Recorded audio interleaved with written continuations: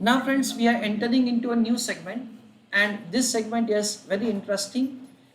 It is basically a kind of the probability distribution method for the purpose of making calculation of the cash flows, for the purpose of making calculation of the NPV. That is what say we are going to start. ये जो हमारा method है से वो statistics से related है. यहाँ पे हमको मीन वैल्यू का कैलकुलेशन करना पड़ेगा से from the given set of the information. That is what say we are going to do, or that is what say we are going to understand. Uh, there are basically say uncertainty with respect to say number of variables. जैसे हम लोगों ने recent एक example देखा, उसमें भी management of the company को ऐसा अनसर्टेनिटी था कि हमारा सेल्स क्वांटिटी क्या होगा. तो अलग अलग सेल्स क्वांटिटी के लिए उन्होंने हमको प्रोबेबिलिटी डिस्ट्रीब्यूशन का इंफॉर्मेशन दे रखा था.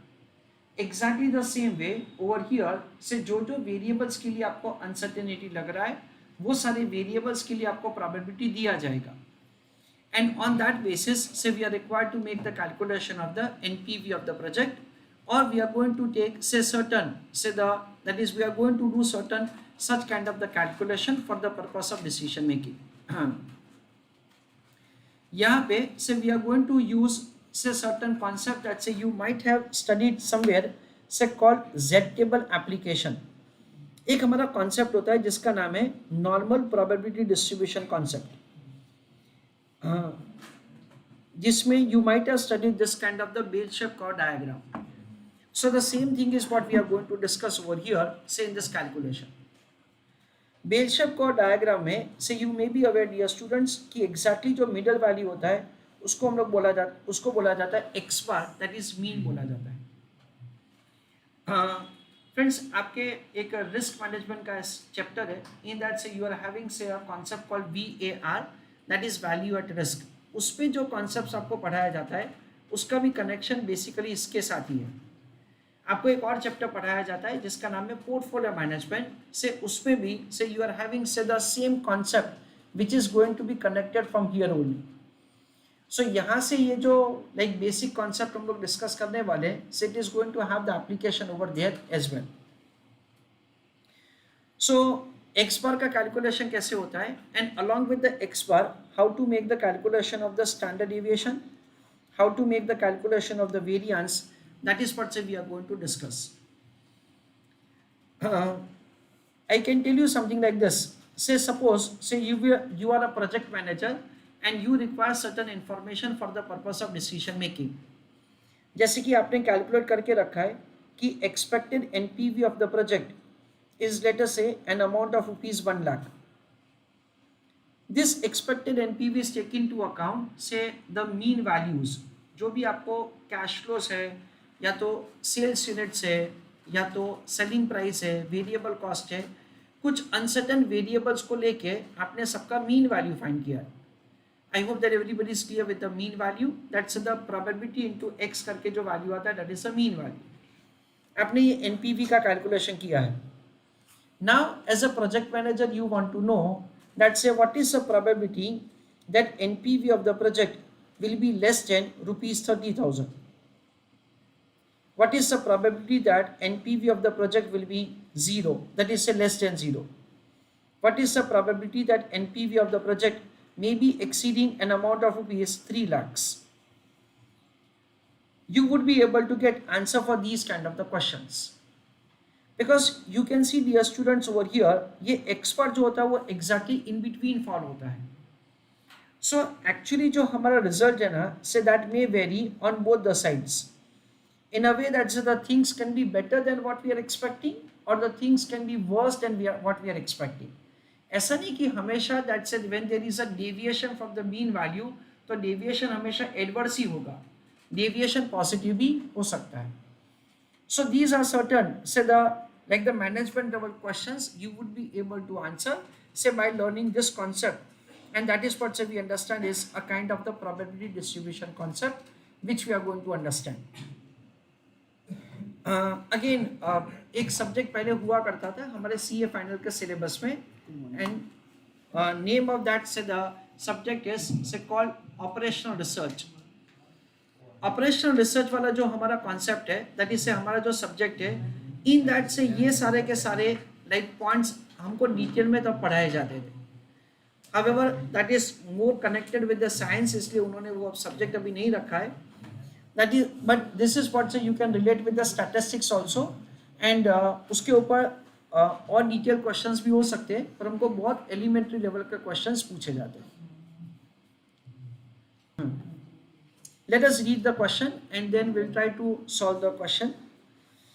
Mrs. Ravi Pharma is considering an investment in a proposal in which it requires an initial investment of 45,000 rupees.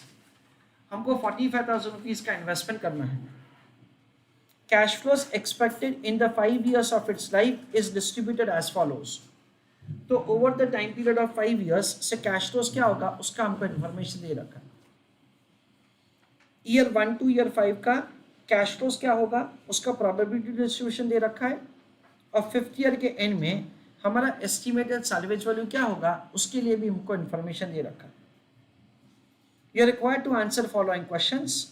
So there are like 5 questions provided to us. Considering risk free rate of return 25%, you are requested to calculate NPV of the project. Year 1 to year 5 का discounting factors दे रखा. Second question है, you are required to make the calculation of standard deviation of each years cash flows. हमको standard deviation का calculation करना है. Standard deviation is basically calculated as under root of variance. Variance का calculation कैसे किया जाएगा? It is X minus x bar, उसका square करेंगे, उसको प्रोबेबिलिटी के साथ मल्टीप्लाई करेंगे, उसका समेशन जो आएगा दैट इज द वेरिएंस, और उसका फिर अंडर रूट करेंगे तो फिर हमको मिलेगा standard deviation. Find standard deviation of the whole project और find standard deviation of the NPV considering cash flows of the project are perfectly positively correlated. There is a term again in statistics that we were studying called R. R stands for correlation coefficient. Correlation coefficient का मतलब ये है that say with the change in one variable, how other variable is going to have an impact. That is what say we understand as say called the correlation coefficient. जैसे कि we understand that say cost of capital और NPV of the project have inverse relationship. जैसे कि we understand that say the selling price per unit and NPV of the project has positive relationship. ऐसा करके कुछ variables का हम लोग क्या कर सकते हैं लाइक इंटर रिलेशनशिप फाइंड करते हैं. तो वैसे यहाँ पे हमको दे रखा है कि cash flows of the project have positive relationship, तो उसके वजह से एनपीवी ऑफ द प्रोजेक्ट क्या स्टैंडर्ड डेविएशन क्या होगा वो आपको बताना है. Fourth, calculate standard deviation of the project और of NPV considering cash flows of the project are independent. Independent का मतलब ये है कि जब एक वेरिएबल में चेंज आता है तो उसकी वजह से दूसरे वेरिएबल में क्या चेंज आएगा से वो आप एस्टिमेट नहीं कर सकते हो. उसको बोला जाता है cash flows of the project are having independent relationship. If the cash flows are independent then find probability that NPV is greater than 50,000, less than 40,000 and so on. Questions are there. चलो, I request all of you to go through the question, फिर हम लोग discuss करते हैं कि कैसे करने का. चलो, read and answer the question.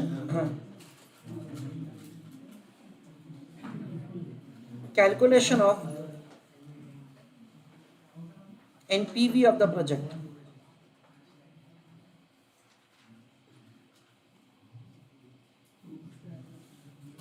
In that write down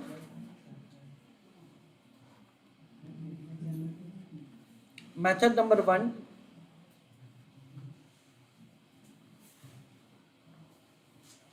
expected NPV method.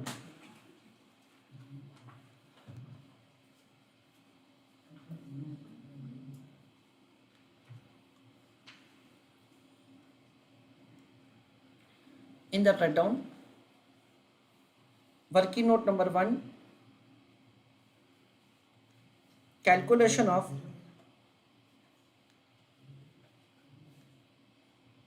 NPV for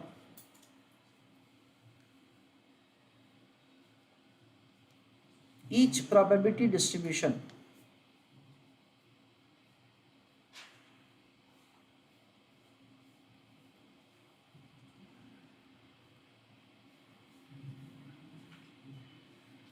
Now friends, basically there are three outcomes which have been provided to us.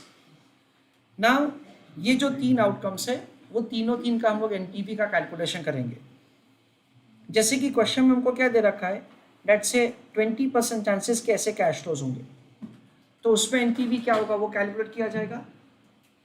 Second outcome में वापस एनपीवी का कैलकुलेशन, और third outcome में वापस NPV का calculation.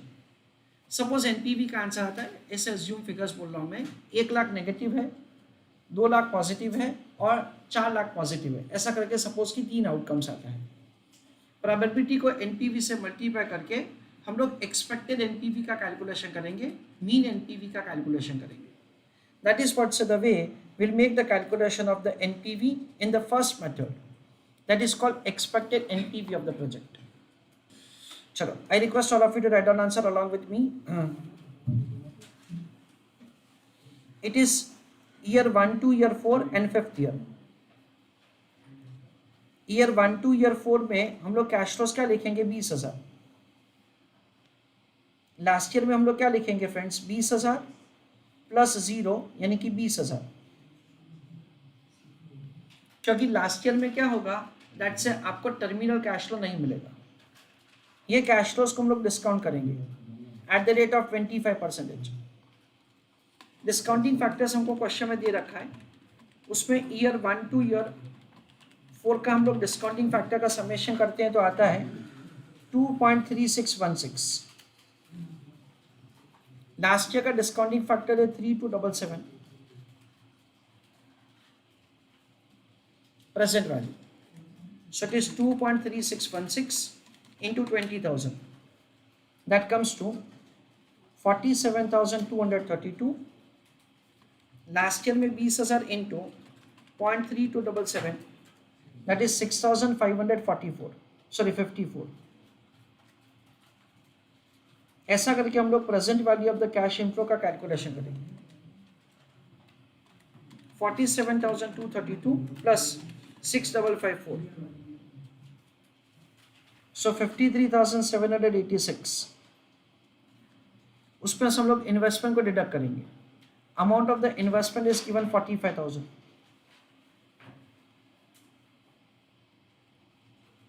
तो ये हमारा एनपीवी का कैलकुलेशन हो गया, दैट इज 8,786. ऐसा करके हम लोग सेकेंड और थर्ड दोनों का एनपीवी का कैलकुलेशन करेंगे और फिर हम लोग एक्सपेक्टेड एनपीवी का कैलकुलेशन करेंगे. चलो नेक्स्ट, वापस हम लोग क्या करेंगे, year 1 to year 4 and 5th year. Year 1 to year 4 का कैश फ्लोज क्या होगा, 30,000. लास्ट ईयर का कैश फ्लो क्या होगा, 30,000 प्लस 20,000. That comes to 50,000. उसको डिस्काउंट करेंगे 25%.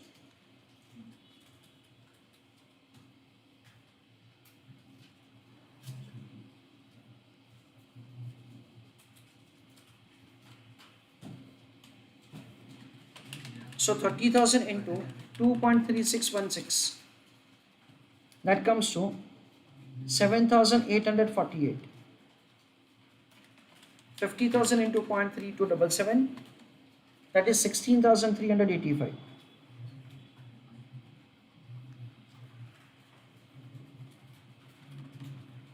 87,233.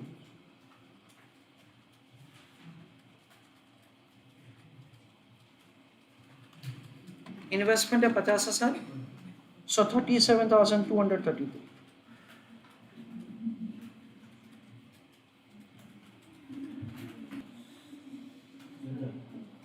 Sorry, investment 45,000.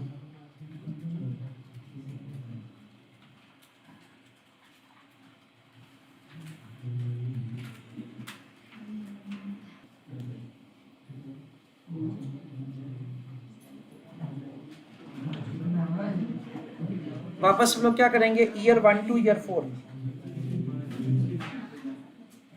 Cash flows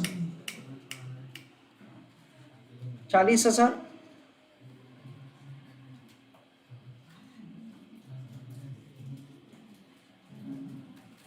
last year में 40 प्लस 30 70, उसको डिस्काउंट करेंगे 25%।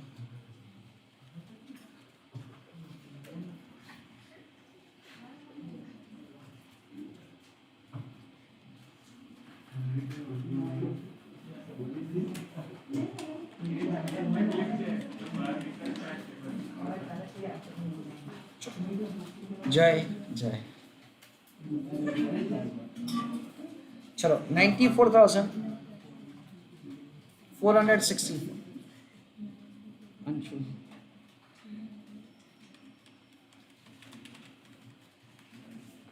22,939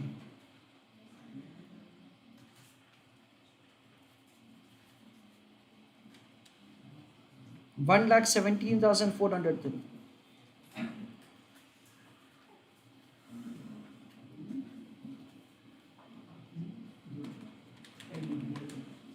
So NPV is 72,403। तो ऐसा करके हमको अलग अलग सिचुएशंस पे हमने सबसे पहले एनपीवी का कैलकुलेशन किया है। हमारे पास ऑलरेडी प्रोबेबिलिटी का इंफॉर्मेशन है, सो प्रोबेबिलिटी और एनपीवी के हिसाब से हमको मीन एनपीवी मिल जाएगा।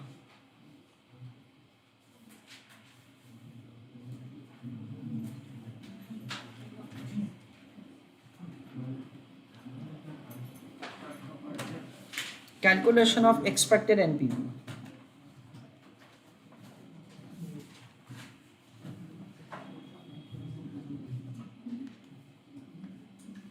So there are 20% chances कि फर्स्ट वाला आउटकम होगा जिसमें 8,786,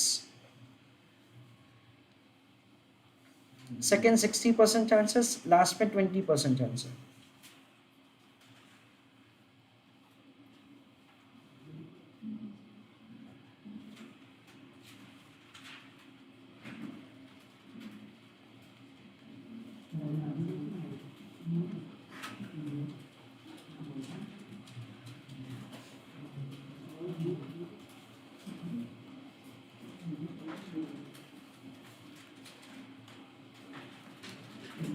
So 20% into 8786,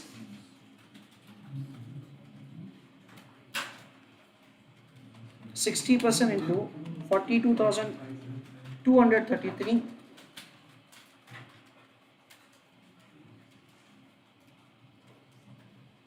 20% into 72,403,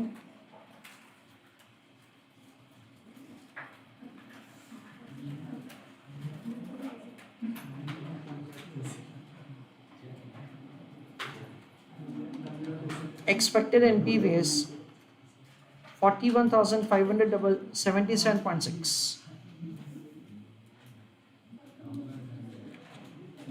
Now write down heading method number 2.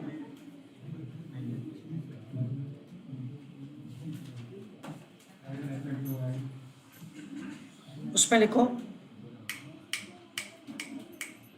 expected cash flow method।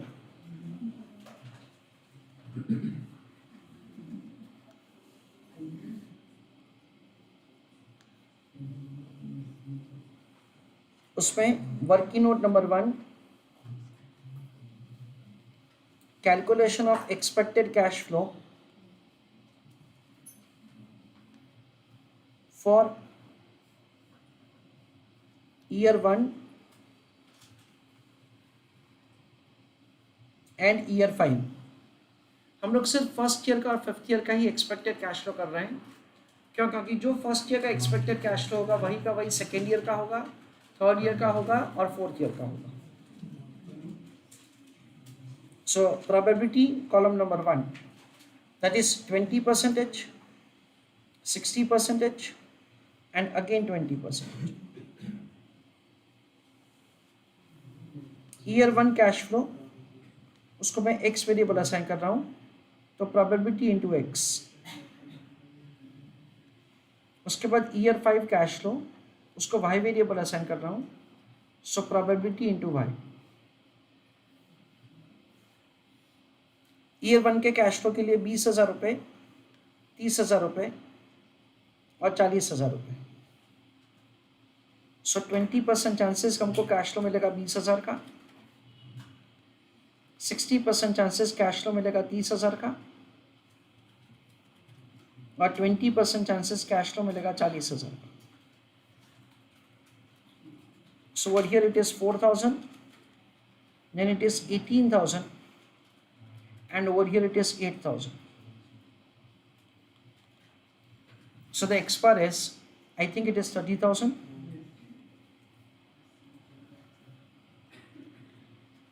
Fifth year में क्या होगा, फर्स्ट सिचुएशन में होगा 20,000 plus 0, that is 20,000। Second situation में क्या होगा, 30 प्लस 20, दैट कम्स टू 50,000। और लास्ट में क्या होगा, 40 plus 30, that comes to 70,000।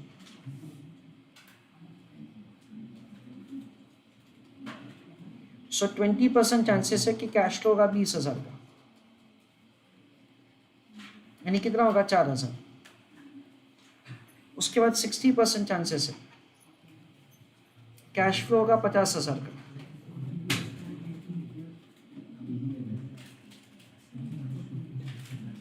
20% 70,000,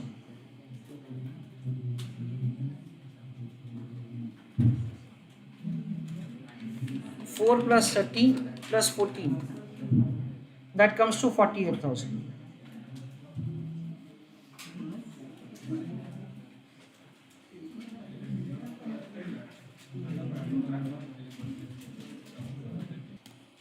So write down answer. Calculation of NPV.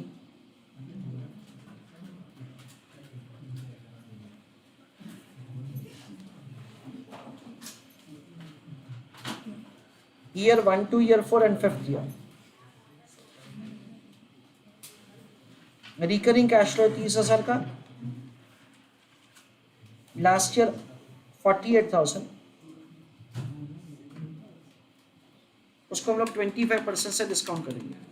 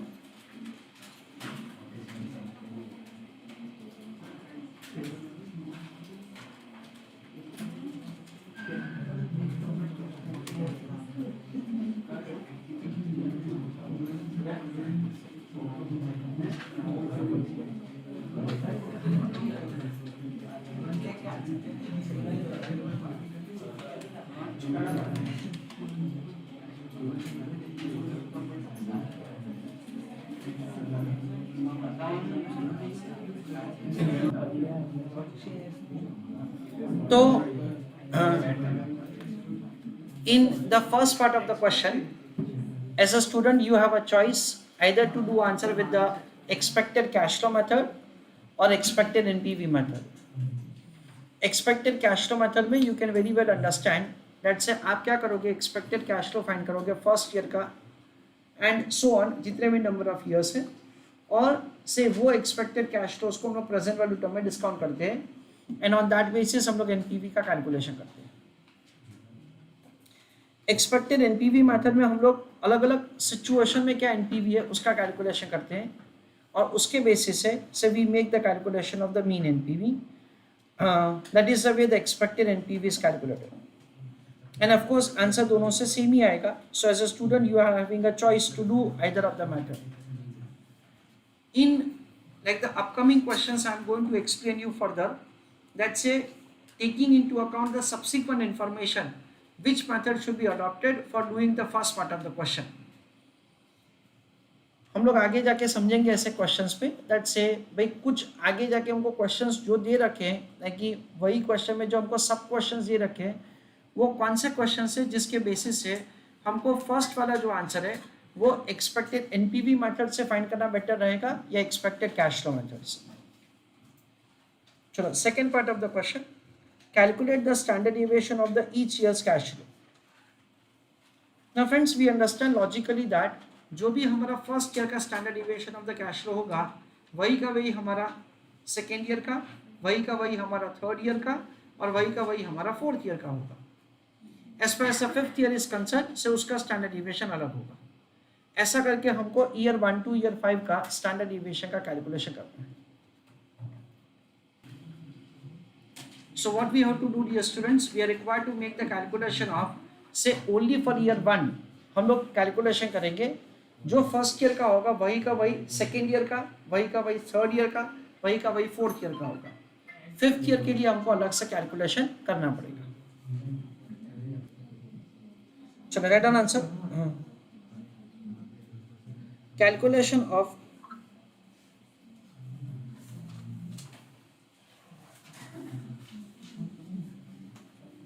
variance and standard deviation of year 1 and year 5 cash flows.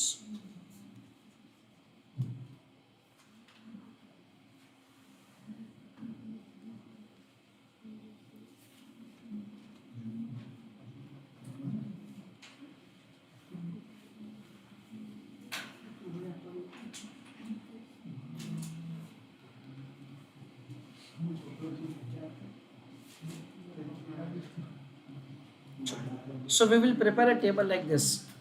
Column number 1 होगा हमारा probability, column number 2 हमारा cash flows जो हमको question में दे रखा है, probability into cash flow that is the mean value हमको मिलेगा। उसके बाद हम लोग फाइंड करेंगे x माइनस एक्स बार, x माइनस एक्स बार का हम लोग स्क्वायर करेंगे और उसको फिर हम लोग प्रोबेबिलिटी से मल्टीप्लाई करेंगे। देखो 20% चांसेस कि हमारा कैश फ्लो होगा 20,000 रुपये, 30% सॉरी 60% चांसेस हमारा कैश फ्लो होगा 30,000 रुपीज़, और अगेन 20% चांसेस हमारा कैश फ्लो होगा 40,000 रुपये। So 20% into 20,000 that comes to 4,000, 60% into 30,000 that comes to 18,000, 20% into 40,000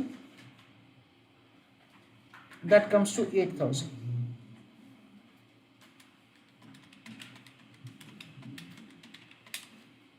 That comes to X per value rupees 30,000. Dear students, standard deviation is basically considered to be measurement of the risk. We understand that the standard deviation is considered to be the best measurement of the risk because it is measuring the risk in the unit term. इसका मतलब ये है कि अगर हमारे पास data rupees term में है तो हमको मीन वैल्यू और standard deviation value rupees term में मिलता है। अगर हमारे पास डेटा परसेंटेज टर्म में है तो हमारे पास स्टैंडर्ड डिविएशन और मीन वैल्यू परसेंटेज टर्म में मिलता है। जो भी टर्म में आप डेटा देते हो वो टर्म में वो हमको वैल्यू कैलकुलेट करके देता है। That is what's one of the best feature that the standard deviation and mean has. उसके बाद हम लोग क्या करेंगे x minus x bar, so it is 20,000 minus 30,000। उसके बाद क्या करेंगे 30,000 minus again 30,000। उसके बाद क्या करेंगे 40,000 minus 30,000। so यहाँ पे क्या होगा नेगेटिव 10,000, यहाँ पे क्या होगा 0 और यहाँ पे क्या होगा 10,000। ना x माइनस एक्स बार का स्क्वायर करेंगे और उसको प्रोबेबिलिटी से मल्टीप्लाई करेंगे तो यू कैन सी दैट से बहुत ह्यूज वैल्यू आ रहा है कैलकुलेटर पे। So better we convert this into million term. Million term का मतलब क्या है, दैट्स उसको 10 लाख के टर्म में कन्वर्ट कर देते, जिसकी वजह से हमारा आंसर का कैलकुलेशन थोड़ा सा आसान हो जाएगा। तो हम लोग क्या करेंगे फ्रेंड्स, नेगेटिव 10,000 का स्क्वायर इंटू 0.20 डिवाइडेड बाय मैं क्या करूँगा 10 लाख, उसको मिलियन टर्म में कन्वर्ट करने के लिए। मिलियन टर्म में एक बार कन्वर्ट हो जाएगा उसके बाद स्टैंडर्ड डिविएशन का कैलकुलेशन कंपैरेटिवली आसान रहेगा इस वजह से। सो 10,000 का square into 0.20 divided by 10 lakhs. So answer आता है 20 million. वापस 0, 10,000 का square into again 0.20 divided by 10 lakhs. सो 10,000 का square into 0.20 divided by 10 lakh. तो आंसर आएगा 20 million. 20 plus 20, that is 40 million.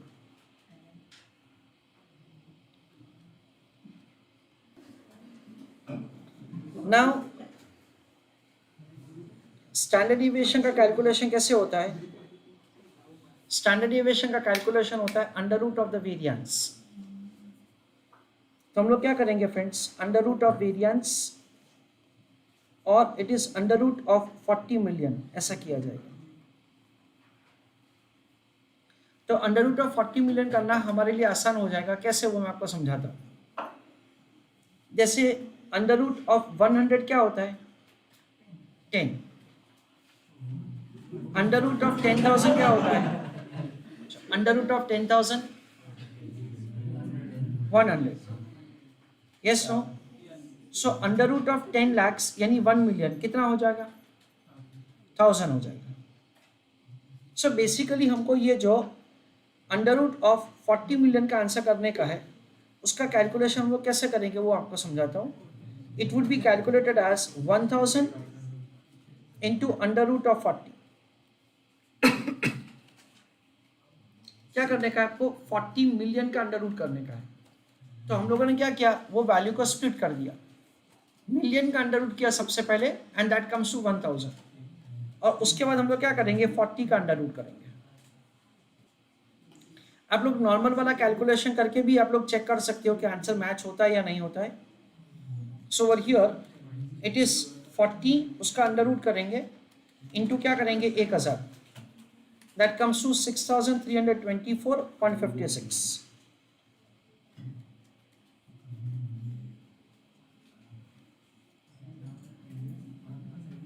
और 6325 भी कर देते हैं.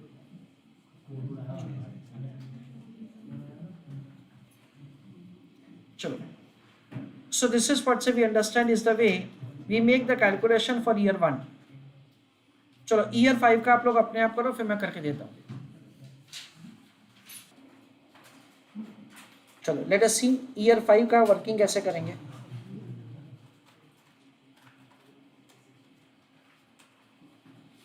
Column number 1 probability,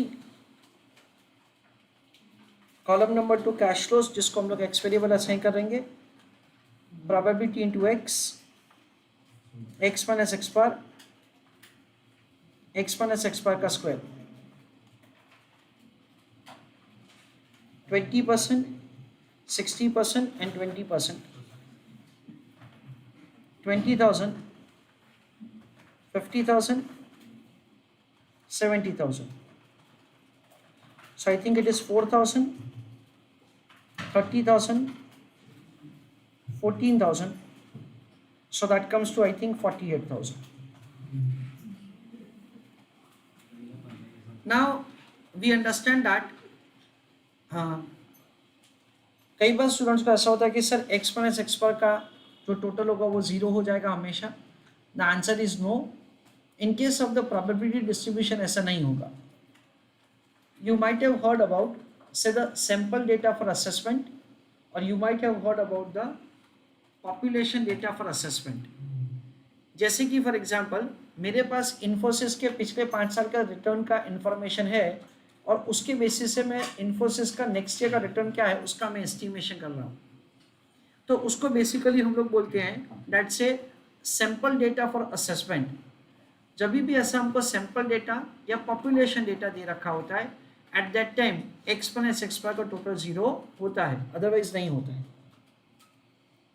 All these statistics points we are not too much concerned for that, but still students का कई बार क्वेरी होता है, इसलिए I just give you explanation. उसके बाद 50,000 minus 48,000, that comes to 2,000. 70 minus 48 is 22,000। उसके बाद नेगेटिव 28,000 का स्क्वायर इंटू 0.2। चलो मिलियन टर्म में मेरे को बताइए ना answer.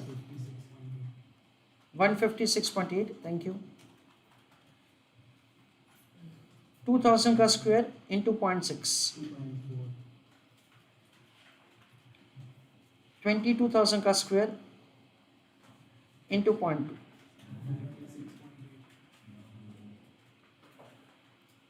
What is summation? 256.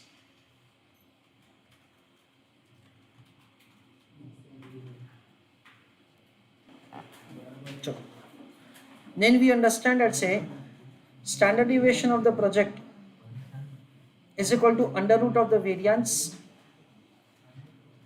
So we understand that say over here under root of 10 lakhs into under root of 256. So it is 1000 into 16, that comes to rupees 16,000. तो ऐसा करके हमारे पास क्या आ जाएगा, हमारे पास स्टैंडर्ड डिविएशन का कैलकुलेशन आ जाएगा. नाउ ओवर हियर अगर हमको first part of the question करने के टाइम ही मालूम होता दैट से हमको ये स्टैंडर्ड डिविएशन का कैलकुलेशन बाद में करना है, so better we go with the expected cash flow method.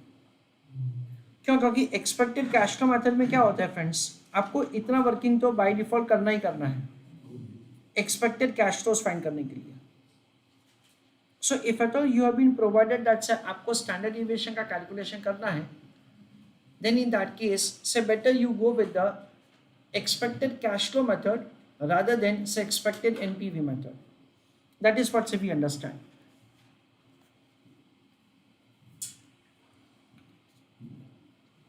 Now one thing that as a student you need to understand very importantly is that this bell-shaped curve diagram,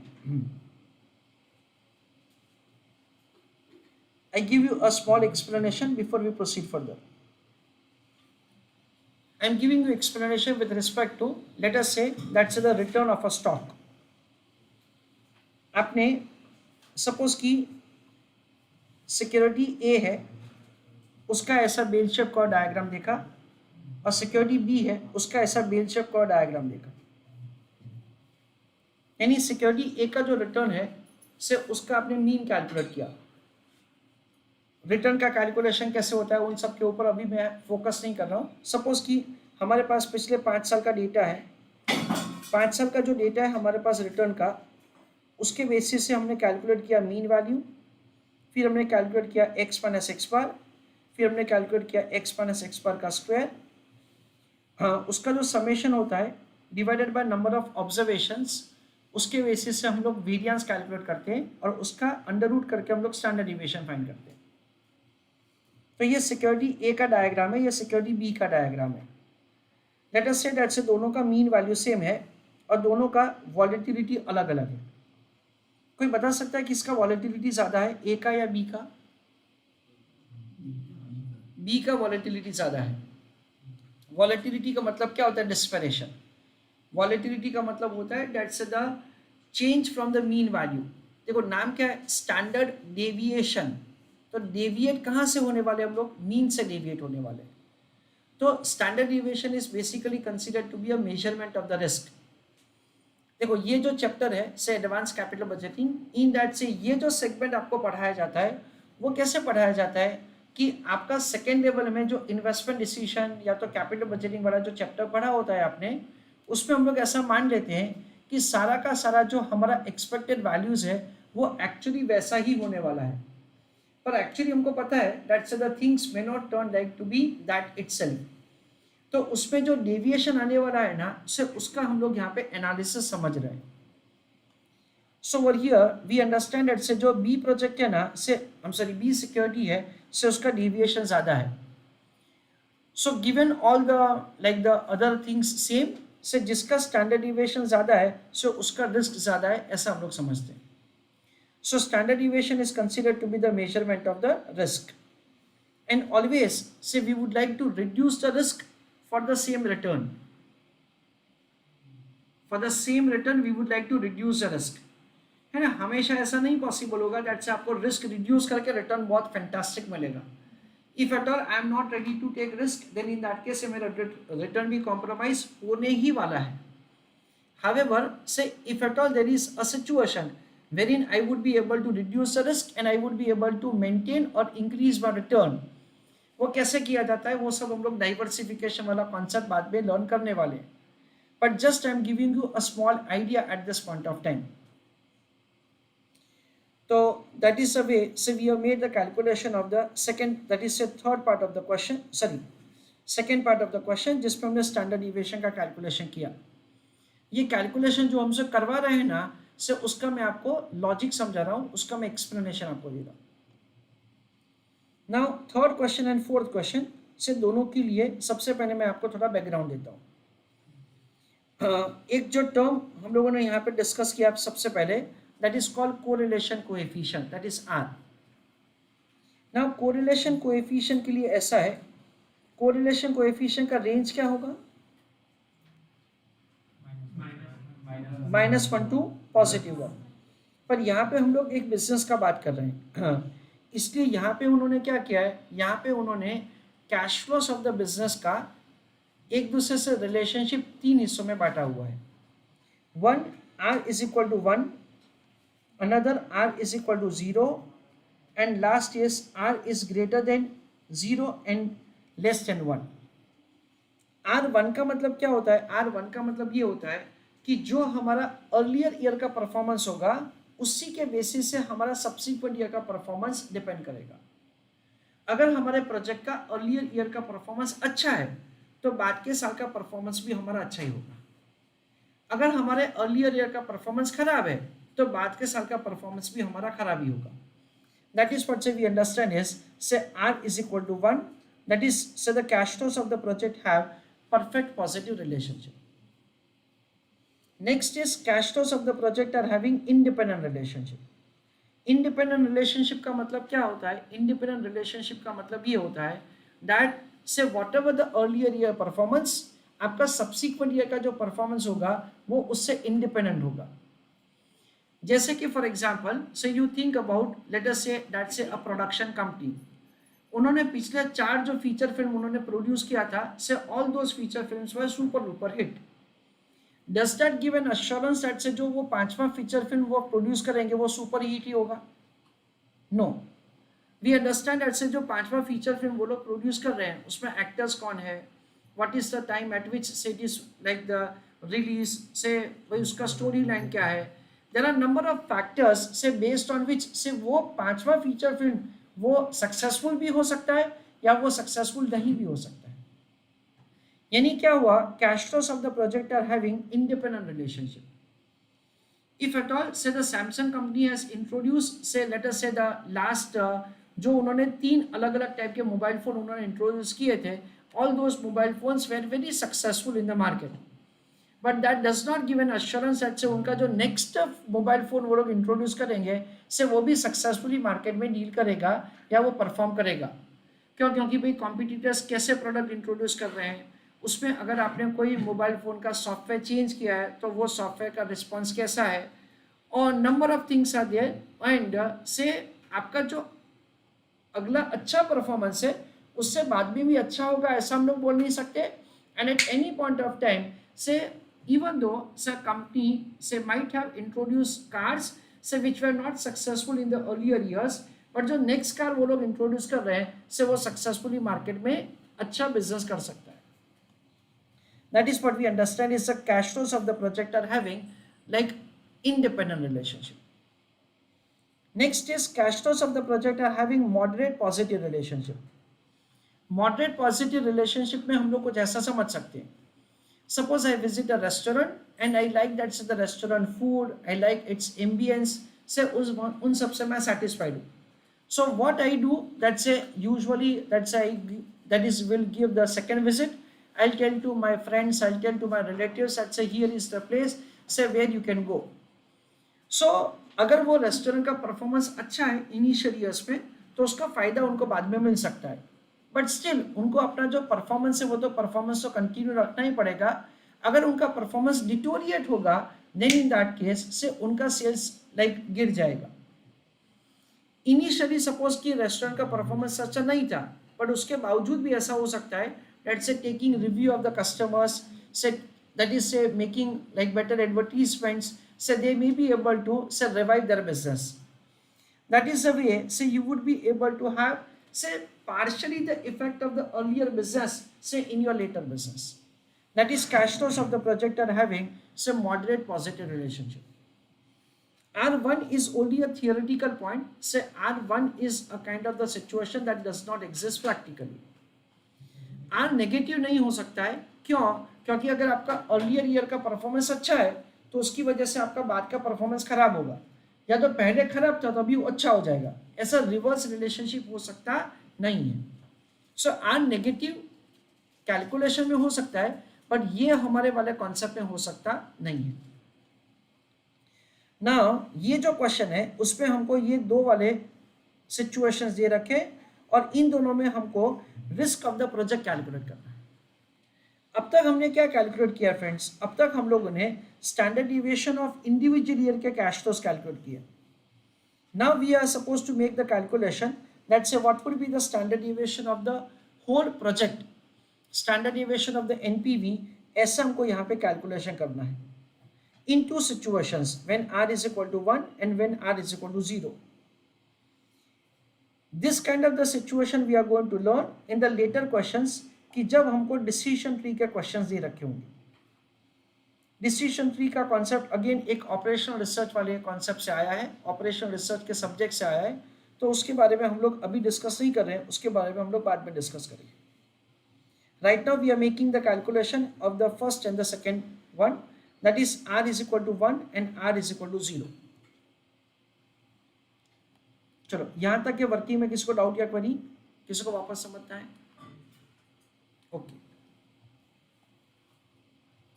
चलो इसका एक छोटा सा नोट लिखते हैं, उसके बाद हम लोग कैलकुलेशन करते हैं।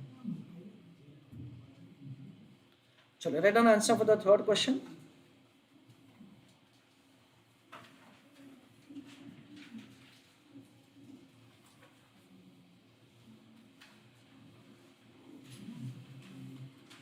Calculation of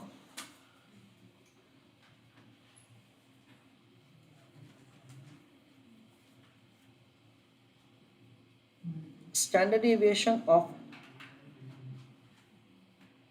project.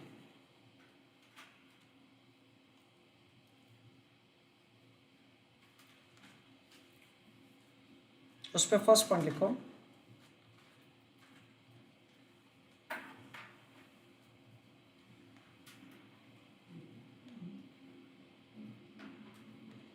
standard deviation is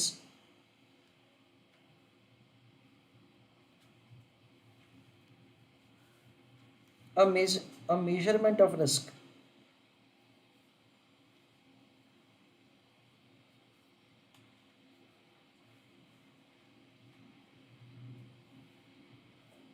It indicates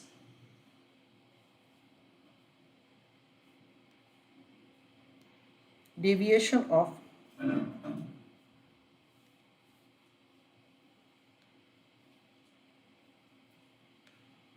actual value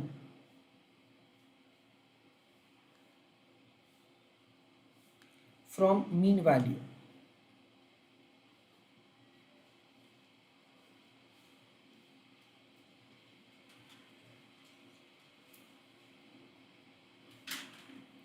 Correlation coefficient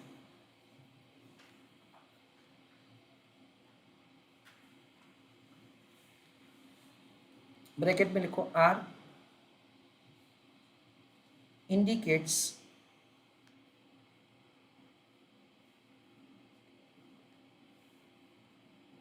relationship between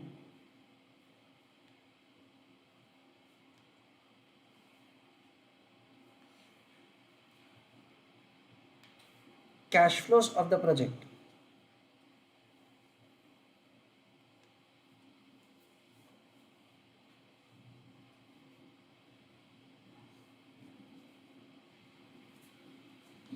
whatever performance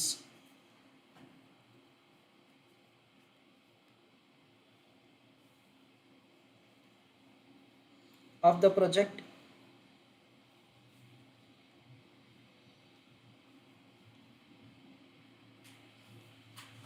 in initial period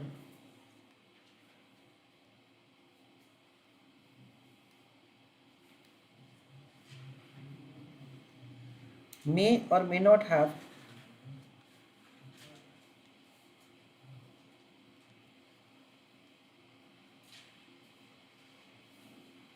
impact in subsequent years.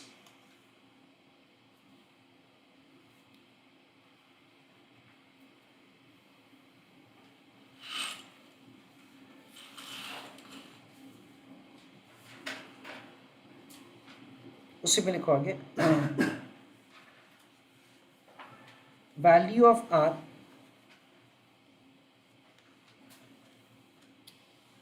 for this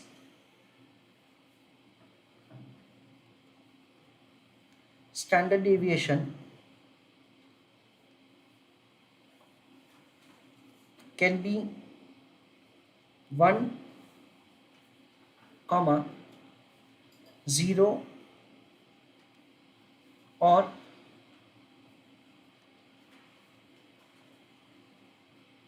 in between 0 and 1.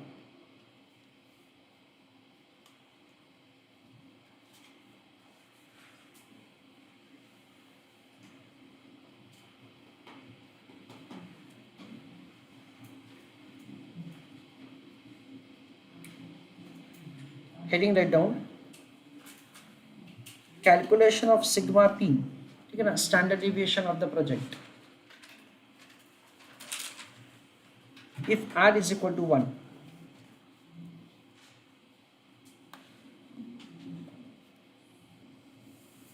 Friends इस case में हमको standard deviation calculate करना बहुत आसान है.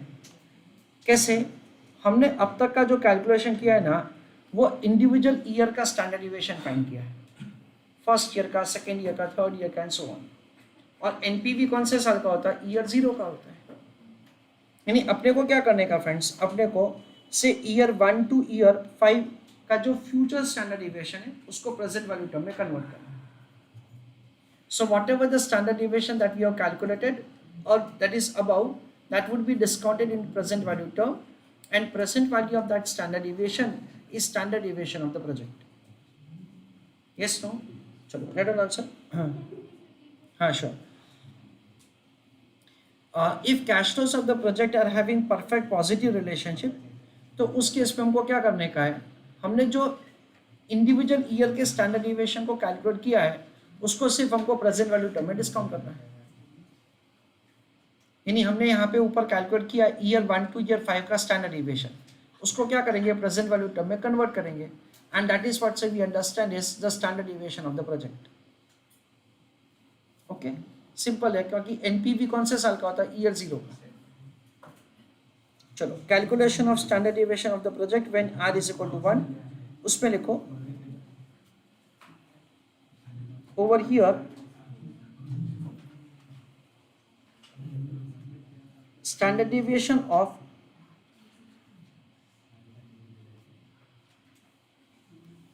year wise cash flows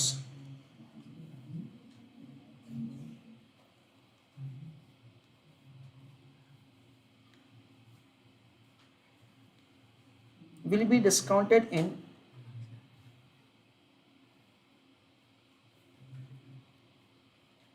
present value term.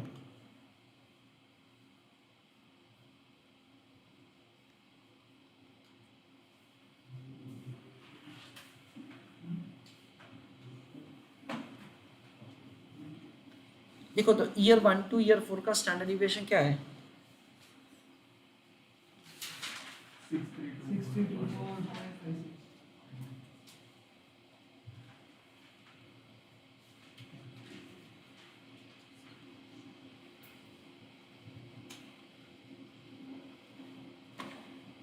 6325 into 2.3616, so 14,937.12,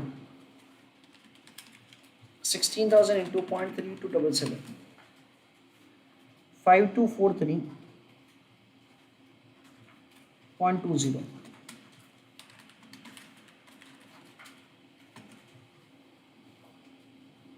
So standard deviation of the project 20,180.32.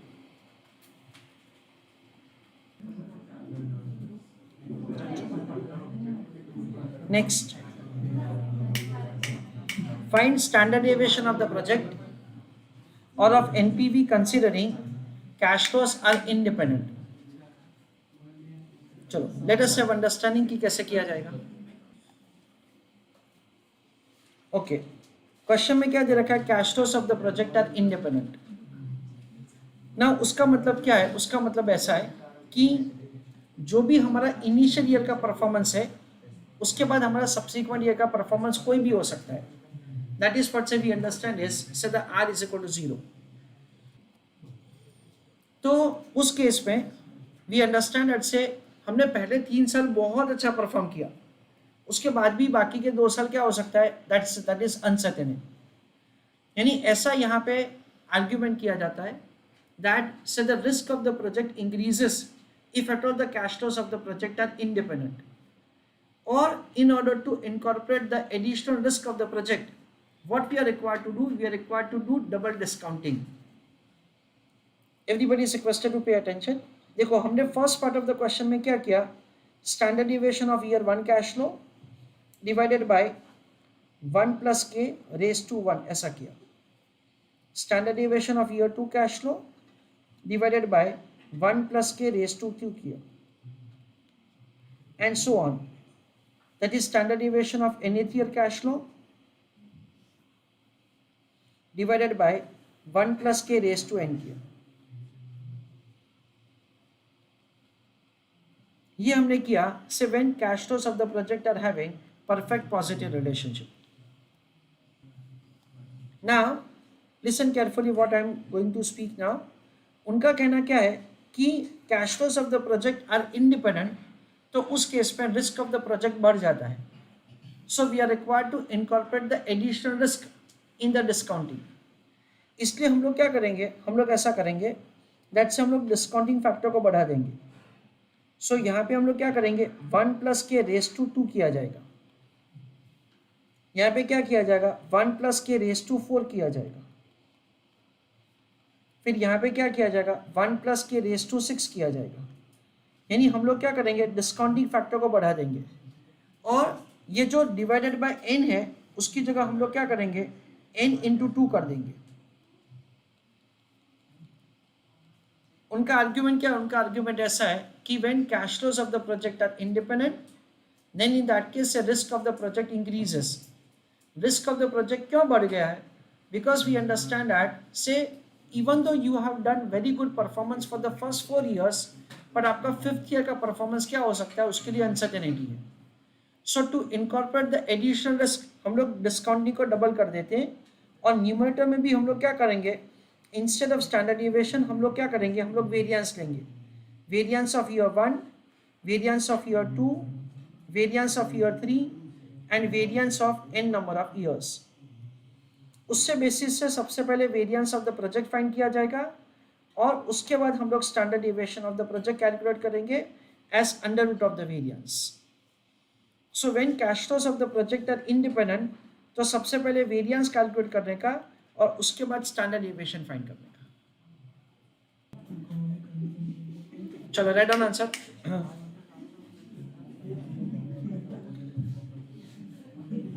Answer for the fourth question.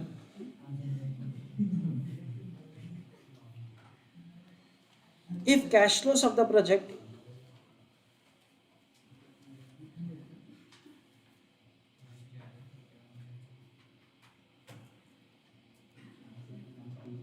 have independent relationship,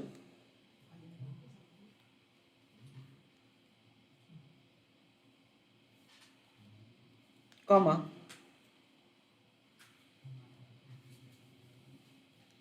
in that case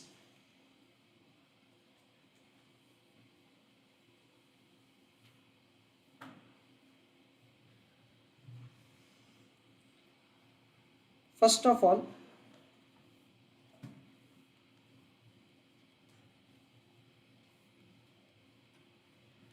variance of the project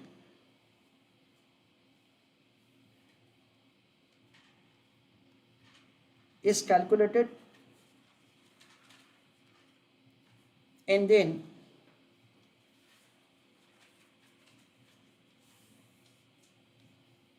standard deviation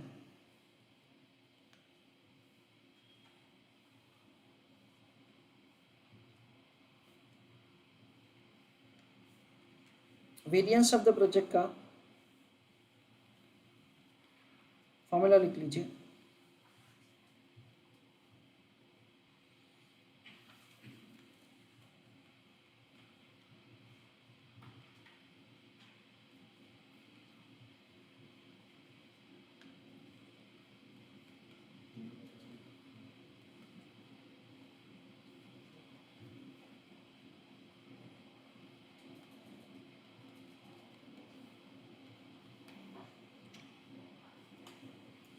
now ये project के लिए यानी ये question का सबसे पहले variance of the project आप लोग अपने आप करो और उसके बाद उसका स्टैंडर्ड डेविएशन यानी कि उसका अंडर रूट करो।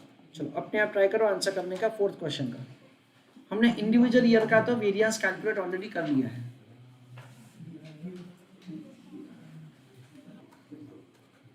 तो let us understand how to do answer. So variance of the project will be calculated like this. We understand that's over here year 1 to year 4 and 5th year हमारे पास already variance का value है।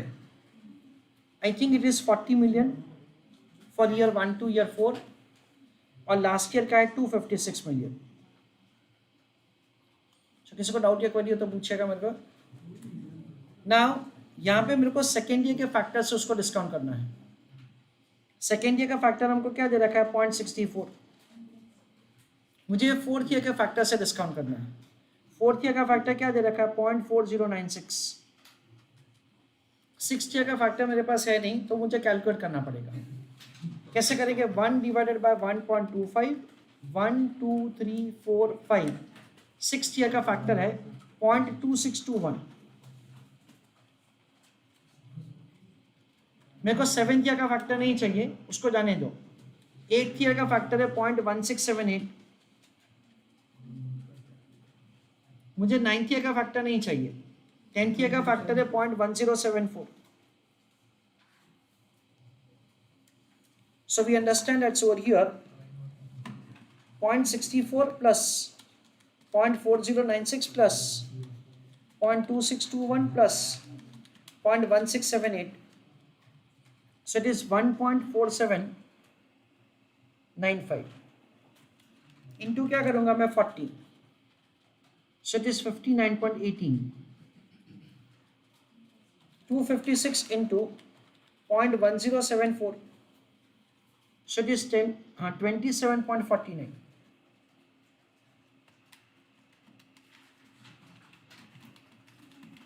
इन दोनों का summation कितना आता है 86.67।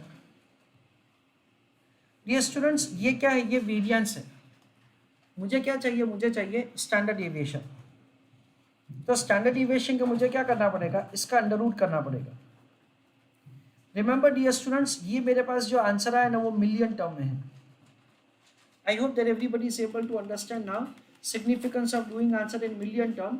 उसकी वजह से आपका आंसर करने का बहुत सिंपल हो जाएगा। You will be able to avoid all zero calculation and everything।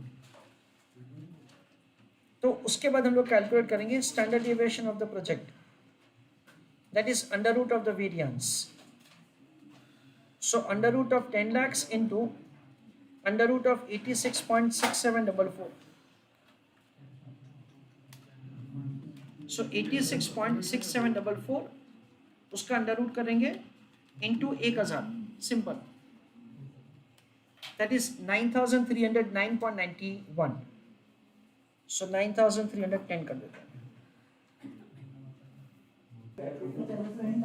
ना फ्रेंड्स। आर अगर 0 और 1 के बीच में है तो कैसे करने का that is what say yet to understand in decision tree questions. चलो question number 5 next question. If the cash flows of the project are independent, independent का मतलब क्या हुआ, R is equal to 0. Find probability that NPV of the project is greater than 50,000, that is the question. चलो let us C.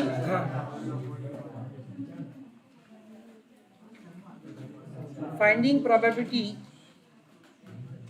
Of NPV exceeding rupees 50,000.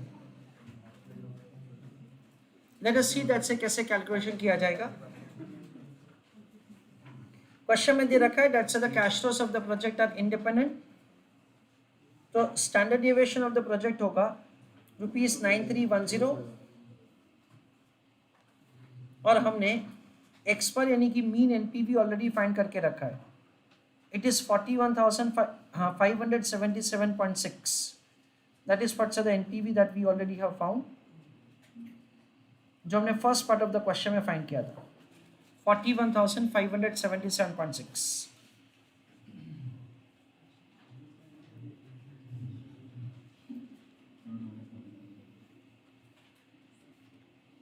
ना इतना हमारे पास details है और हमको ये बताना है मैनेजमेंट ऑफ द कंपनी को that say what is the probability that NPV of the project will be greater than 50,000. तो लेट अस अंडरस्टैंड दैट हम लोग आंसर का कैसे कैलकुलेशन करेंगे. ना हम लोग आंसर का कैलकुलेशन कैसे करेंगे वो समझ लेते हैं. सबसे पहले हम लोग z वैल्यू कैलकुलेट करेंगे. It is x minus x bar divided by standard deviation of the project. देखो x का वैल्यू हमको क्वेश्चन में क्या दे रखा है 50,000. x पर क्या दे रखा है 41,577.6 divided by 9310. That is the way first of all हम लोग z वैल्यू का कैलकुलेशन करेंगे. So 50,000 minus 41,577.6 divided by 9310, that comes to 0.9047. Get down the answer. चलो let us see. Now इसको हम लोग z टेबल में देखेंगे फ्रेंड्स. So it is 0.9047. तो हम लोग क्या करेंगे फ्रेंड्स 0.90 और 0.91 उसका हम लोग इंटरपोलेशन करेंगे. व्हाट वी विल डू 0.90 और 0.91 उसका हम लोग क्या करेंगे इंटरपोलेशन करेंगे. I hope that everybody is clear with the 0.90 and 91 का reading. Yes no. I request all of you to write down answer along with me. चलो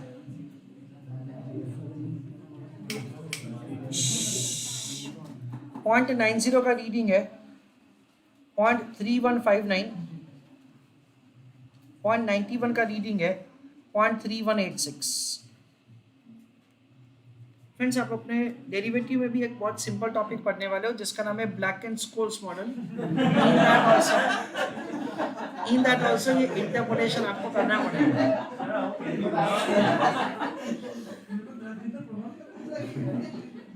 .3186 minus 0.3159, that comes to 0.0027. हाँ डिफरेंस हमने कैलकुलेट किया. यानी अगर reading 0.01 से increase होता है देन इन दैट केस से रीडिंग 0.0027 से इंक्रीज होता है. सो क्या करने का 0.3159 प्लस 0.0027 इंटू क्या करेंगे फ्रेंड्स इंटू करेंगे 47%.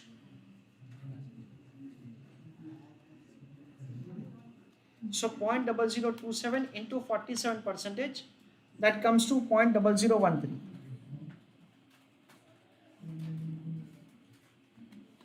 So 0.3159 plus 0.0013, so 0.3172.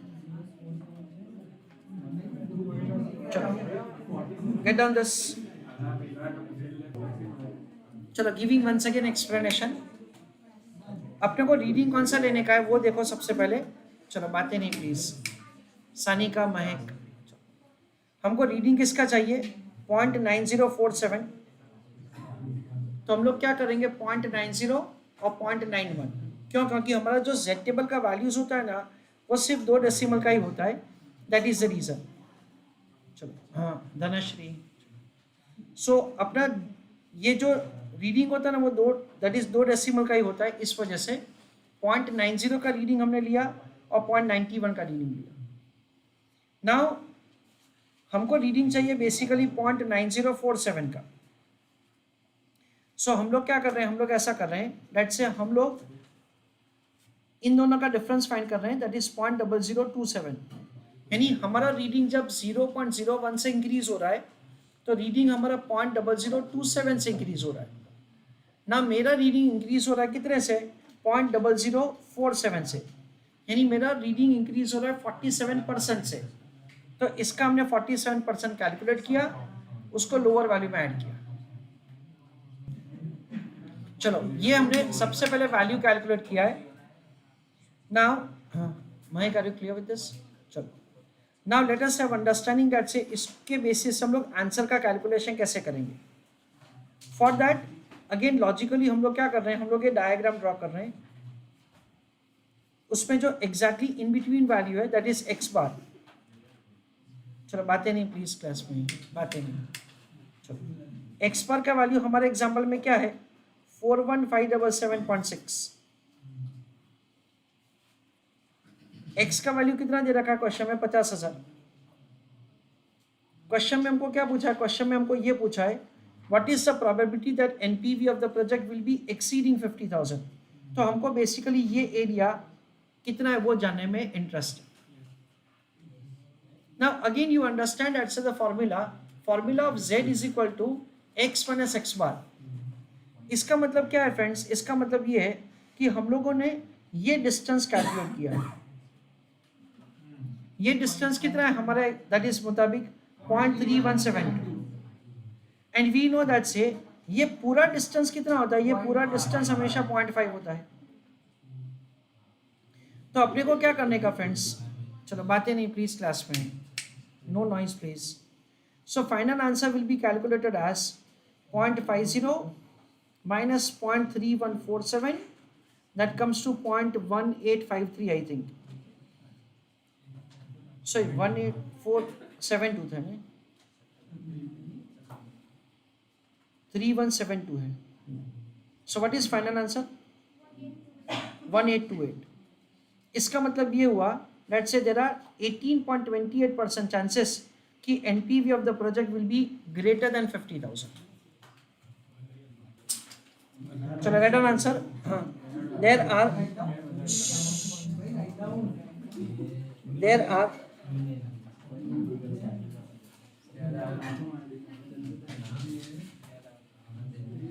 18.28% chance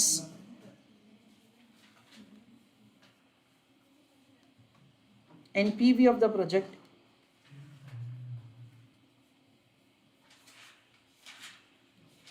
will exceed rupees 50,000।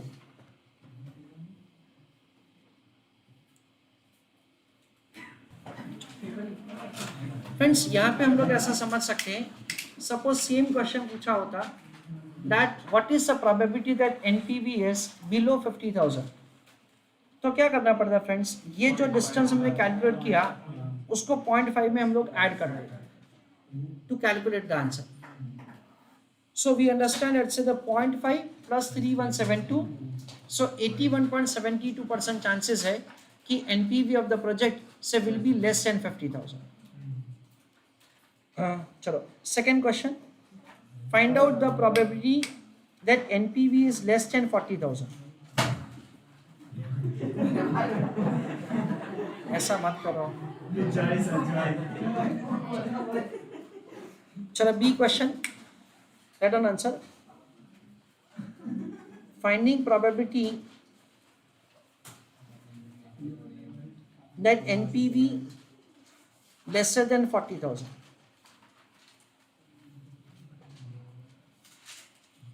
Again हमको सबसे पहले क्या करने का, z वैल्यू कैलकुलेट करने का। So z is equal to x minus x bar divided by standard deviation. आप लोगों ने शायद ऐसा कुछ स्टैटिस्टिक्स में पहले किया होगा, I don't know. x minus x bar 41577.6 divided by standard deviation.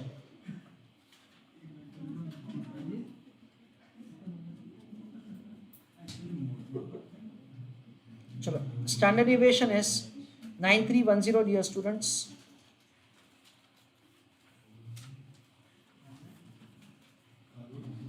$40,000 minus 41577.6 divided by 9310. So 0.1695.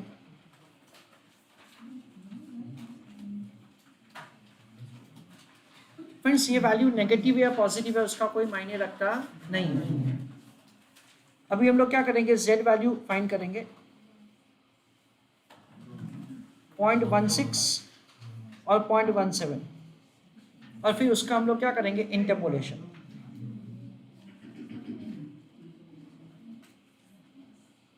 So 0.16 and 17. So over here, there it is 0.0636 and 675.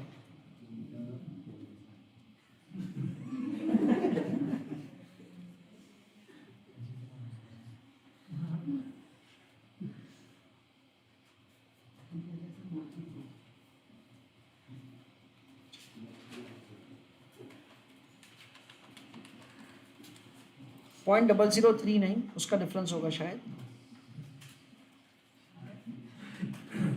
उसके बाद फाइनल आंसर कैलकुलेट करेंगे।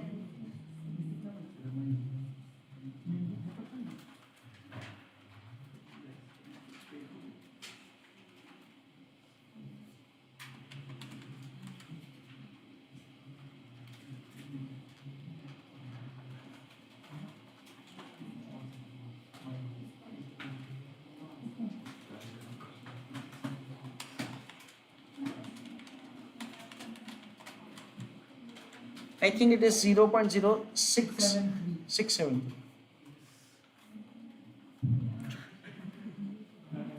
चलो, लेट अस सी। हाँ, क्वेश्चन में क्या दे रखा है, एनपीवी इज लेस देन 40,000। ये तो कंटिन्यूएशन में है, इसकी वजह से मैं पूरा कर रहा हूँ।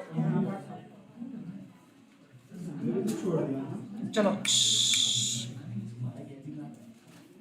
एक्स पर is falling exactly in between, चलो बातें नहीं, 41577.6। 40,000 लेफ्ट आएगा या राइट आएगा, लेफ्ट। क्यों, क्योंकि वो वैल्यू कम है। और अपने को क्या पूछा, अपने को ये पूछा है what is the probability that NPV is less than 40,000, यानी हमको ये एरिया जानना है। वहीं पता चला आपको। सो व्हाट विल हैपन, अधिक पता चला। देखो, ये पूरा वैल्यू बेटा 0.5 है, माइनस क्या करेंगे 0.0673, so it is 0.4327, so there are 43.27% chances कि एनपीवी 40,000 से नीचे होगा। Right answer,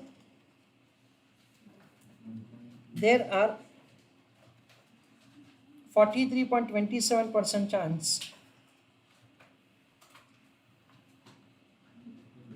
that NPV will be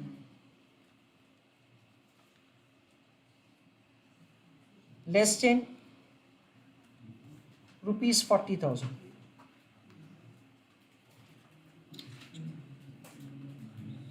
friends, आप लोग C to F क्वेश्चंस करके आइएगा तो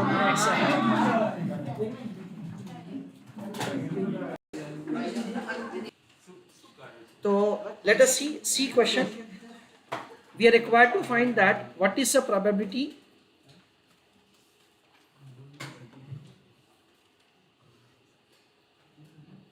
NPV in between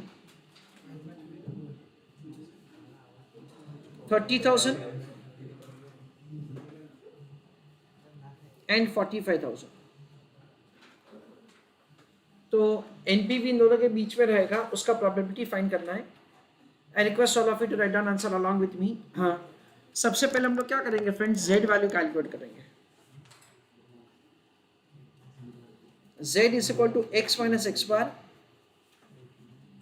divided by standard deviation of the project. What is the mean value? 41577.6 like this. और स्टैंडर्ड डिविएशन कितना है? 9310। डियर स्टूडेंट्स, x का value 2 लिया जाएगा, पहले में लिया जाएगा 30,000 और दूसरा में लिया जाएगा 45,000।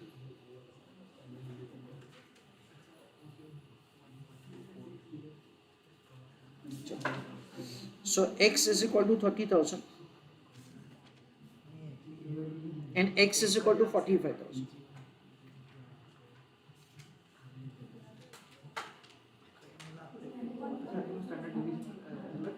So 30,000 minus 41577.6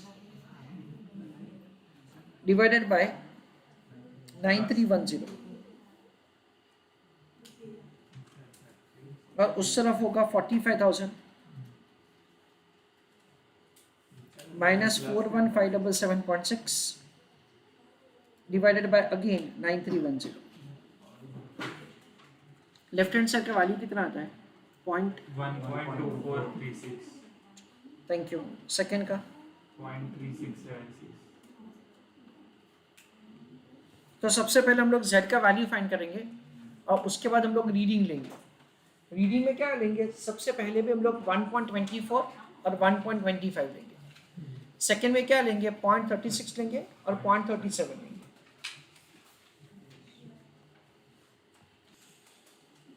Write an answer along with me। तो z टेबल का रीडिंग लेंगे हम लोग 1.24 और 1.25, यहाँ पे 0.36, यहाँ पे 0.37।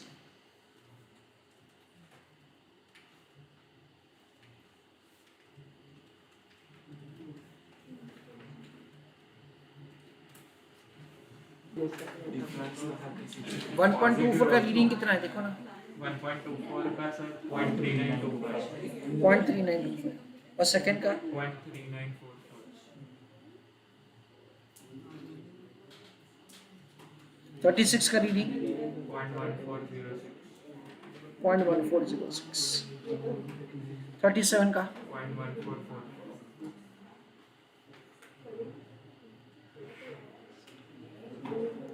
इन दोनों का डिफरेंस कितना है? 0.0019। और यहाँ का डिफरेंस 0.0037। सो 2436। तो उसमें क्या करेंगे हम लोग? 36% ऊपर जाना पड़ेगा।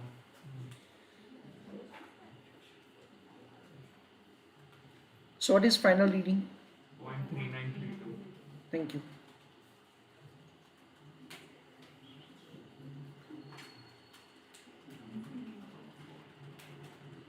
और सेकंड में कितना है? Sorry difference 76%। So what is final answer? 1434।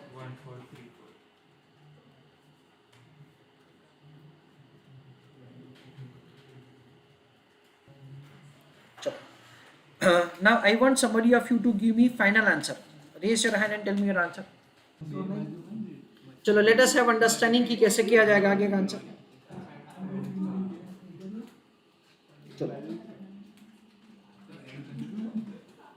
तो फ्रेंड्स सबसे पहले डायग्राम बना लेते हैं जिसके ऊपर से हमको एक आइडिया आ जाएगा। डायग्राम में जो एग्जैक्टली इन बिटवीन वैल्यू है that is what we understand is X bar. और हमारे एग्जांपल में एक्स बार क्या होगा फ्रेंड्स? 41,577.6। क्वेश्चन में हमको दो वैल्यूज दे रखा है। क्या दे रखा है? NPV is falling in between which to values? एक दे रखा है हमको 30,000 और दूसरा क्या वैल्यू दे रखा है? 45,000। ऐसा करके हमको दो वैल्यूज दे रखा है। क्वेश्चन में क्या पूछा है हमको? क्वेश्चन में ऐसा पूछा है what is the probability that NPV is falling between this two, ऐसा हमको पूछा है। हमने फ्रेंड्स ऑलरेडी दोनों साइड के डिस्टेंस का कैलकुलेशन कर लिया है। ये कितना है? 0.3932 है। सो 0.3932 और ये कितना है? 0.1434 है। सो हम लोग इसका एडिशन करेंगे. So it is 0.5366. So there are 53.66% chances कि NPV रेंज में फॉल करेगा. So let us see next question. D question ऐसा पूछा है, find probability of PI greater than 1.4. So D question का आंसर कैसे किया जाएगा वो हम लोग समझ सकते हैं, समझ लेते हैं. Probability of NPV, sorry PI greater than 1.4.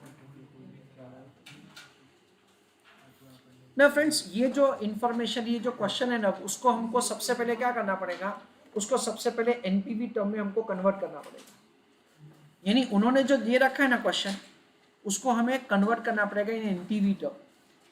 Sir क्यों ऐसा? भाई उसका रीज़न ऐसा है, लेट्स से हमारे पास जो इंफॉर्मेशन है in terms of mean value, that is in the rupees term, that is in NPV term, and along with that से जो भी हमारे पास वैल्यू है in terms of the standard deviation, वो भी हमारे पास रुपीज टर्म में. इसलिए हमको सबसे पहले क्या करना पड़ेगा, इसको रुपीज टर्म में कन्वर्ट करना पड़ेगा ये क्वेश्चन को. So we are required to find that say what is the amount of the NPV when PI is 1.4. And उसके बाद हम लोग आगे का आंसर करेंगे.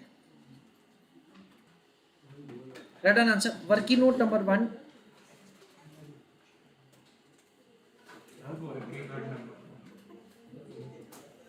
Calculation of NPV when PI is 1.40. PI is equal to PVCI upon investment. So PVCI is equal to PI into investment. So it is 1.40 into investment amount. कितना है? Investment amount है 45,000. देखो तो 1.63,000. Thank you very much. उसके बाद हम लोग calculate करेंगे NPV. Working note number 2. Calculation of NPV of the project.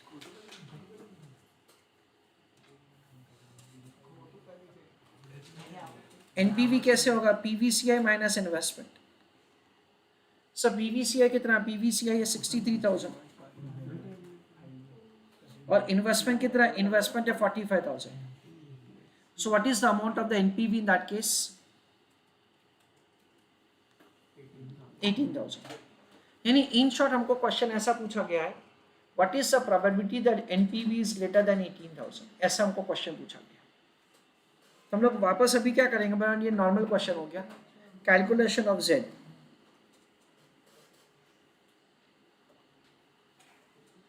So it is x minus x bar divided by standard deviation.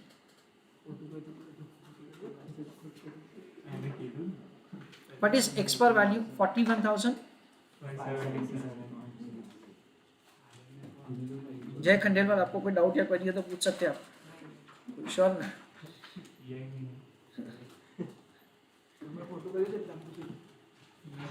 क्योंकि सुबह सुबह आप पढ़ने के लिए आते हो, इस वजह से ऐसा मैं मानता हूँ कि आप सुबह सुबह पढ़ने के लिए.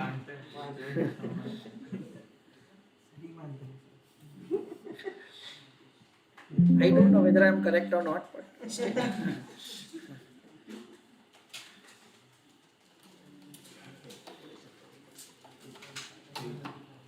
it requires lot of dedication to come in the morning to attend the lectures. 2.5325 है शायद.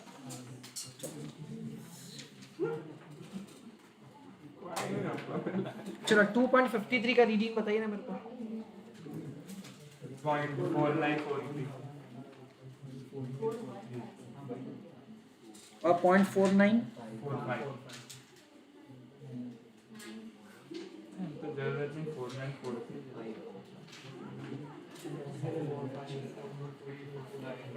So 0.4943 plus 0.0002 into क्या करेंगे 25%.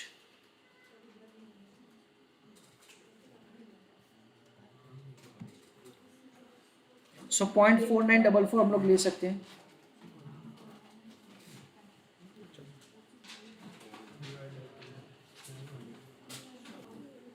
चलो लेट अस सी क्वेश्चन में हमको क्या पूछा वो हम लोग समझते हैं। महेक बेटा ध्यान दो, देखो see we have to understand first of all कि हमको कौन सा एरिया कवर करने का है। We will draw this bell shape curve diagram. Exactly in between का जो वैल्यू है दैट इज एक्स बार 41,577.6। 18,000 कौन सी साइड फॉलो होगा, लेफ्ट या राइट? लेफ्ट। क्यों? क्योंकि वो वैल्यू 41,000 से कम है। So this is 18,000। ये जो फॉर्मूला है हमारा वो क्या है, it is x minus x bar. तो बेसिकली हमको क्या पता चलता है कि 18,000 से लेके मीन तक का हमने डिस्टेंस कैलकुलेट किया है, दैट इज 0.4944। ओके, आयुष्य पता चला आपको? नाउ क्वेश्चन में जो हमको पूछा है उस हिसाब से we are required to cover this entire area. हमको ये पूरा एरिया कवर करने का है। तो धनश्री आपका आंसर सही है इस बार, very good. That it is 0.4944 plus 0.5, so it is 99.44% chances के एनपीवी 18,000 से ज्यादा। Next question, E question. What is the probability that NPV is falling between 22,000 and 38,000? चलो इसका आंसर आप लोग अपने आप करो, फिर मैं करके देता हूँ। चलो next question.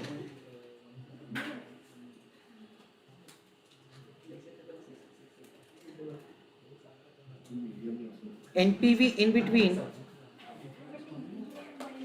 22,000 and 38,000. Z is equal to x minus x bar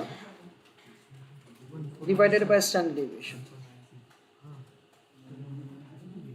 x minus x bar, x bar क्या है? 0.6, 0.6 है ना?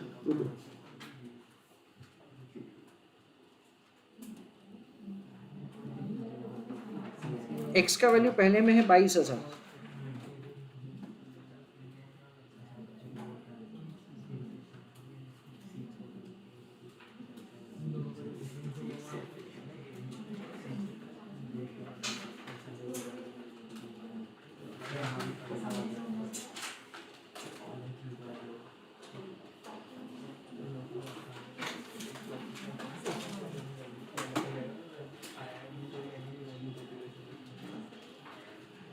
देखो तो लेफ्ट हैंड साइड का वैल्यू कितना आता है? 2.1029। Right hand side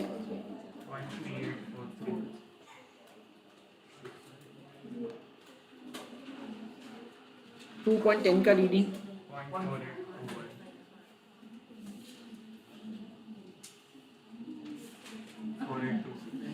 26।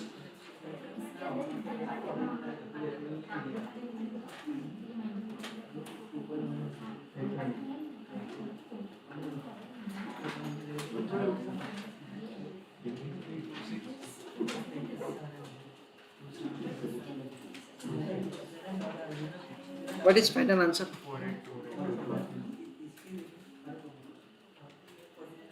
38 का रीडिंग 1480। Thank you. फिर 11517 difference 100.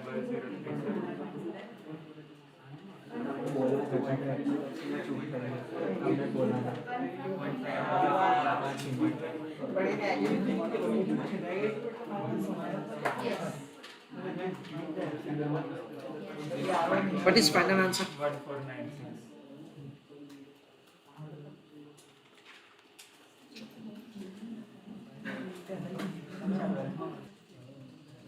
Let us see final answer कैसे करेंगे। We understand that over here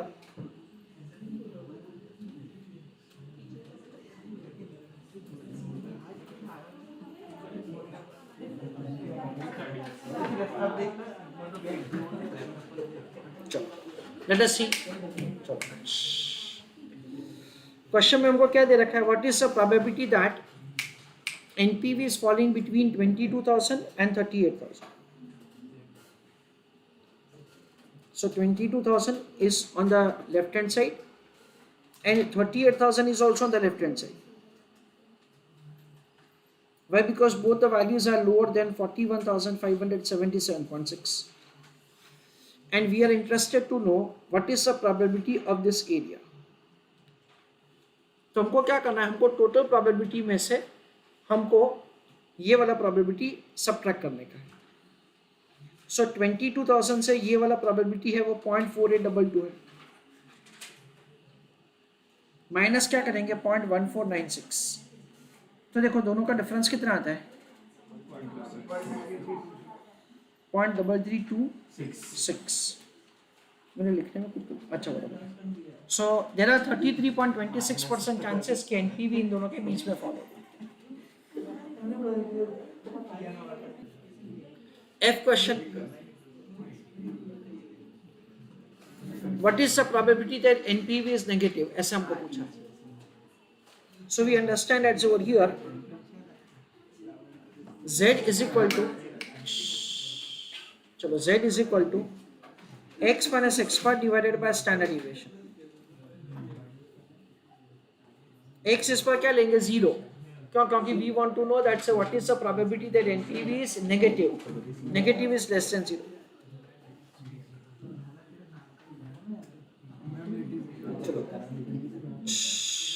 चलो बातें नहीं please. Divided by 9310. So what is answer? Negative. 4.4659. Sorry. 4.4659. 4.4659. And friends जो भी वैल्यू एक वैल्यू के ऊपर चला जाता है उसके बाद उसका z टेबल क्या होता है 0.5 होता है. सो आप देख सकते हो कि 4 में सबका रीडिंग 0.5 ही है. What does it mean? It means that there is no probability that NPV will be negative. पता चला? सो वी अंडरस्टैंड दैट से z table reading is 0.5. So conclusion is there are no chances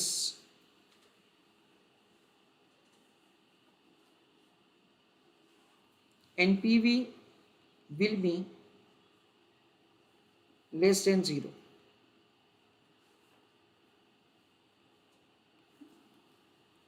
और friends जो हमारा worst circumstances है, worst circumstances जिसमें 20,000 रुपए वाले कैश फ्लोज है, उसमें भी आप देख सकते हो कि हमारा एनपीवी पॉजिटिव है. यानी वर्स्ट सिचुएशन में अगर हम लोग एनपीवी पॉजिटिव ही आने वाला है, it means that there are no chances that the NPV will be less than 0. ये z टेबल का रीडिंग 0.5 है वो पता चला. नाउ वी अंडरस्टैंड दैट से अगेन हम लोग यहाँ पे एक डायग्राम ड्रॉ करते हैं जिसमें क्या होगा